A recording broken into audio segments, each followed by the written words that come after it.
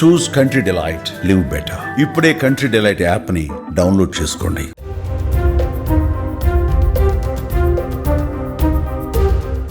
పహల్గాం దాడి అనంతరం భారత సైన్యం పాకిస్తాన్తో పాటు పీఓకేలోని పలు ఉగ్రవాద స్థావరాలపై దాడులు చేసిన సంగతి తెలిసిందే. ఈ దాడుల్లో 100కు పైగా ఉగ్రవాదులు హతమయ్యారు. దీంతో ప్రతీకారంగా పాకిస్తాన్ ఎదురుదాడులకు దిగింది. మొత్తంగా ఇరు దేశాలు సీజ్ ఫైర్కు ఒప్పందం కుదుర్చుకున్నాయి. అయితే ఈ క్రమంలో పశ్చిమాఫ్రికా దేశమైన బుర్కినా ఫాసోలో జిహాదీ ఉగ్రవాదులు మరోసారి రెచ్చిపోయారు. ఈ దాడుల్లో ఒకరు కాదు, ఇద్దరు కాదు, ఏకంగా 100కు పైగా మృతి చెందినట్లుగా తెలుస్తోంది. ఈ దాడిలో మరణించిన వారిలో అత్యధికులు సైనికులే ఉండడం గమనార్హం.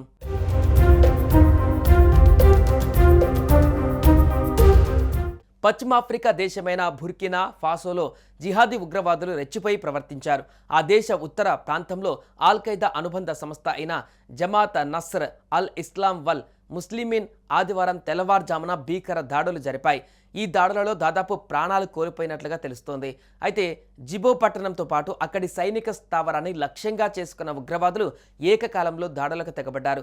ఈ దాడికి తామే బాధ్యత వహిస్తున్నట్టుగా జేఎన్ఐఎం ప్రకటించుకుంది. కాగా గతంలో జిబోపై జరిగిన దాడులను భద్రతా దళాలు విజయవంతంగా తిప్పికొట్టినప్పటికీ ఈసారి మాత్రం ఉగ్రవాదులు ఎలాంటి వైమానిక ప్రతిఘటన లేకుండా గంటల తరబడి ఆ ప్రాంతంలో బీభత్సం సృష్టించినట్టుగా తెలుస్తోంది.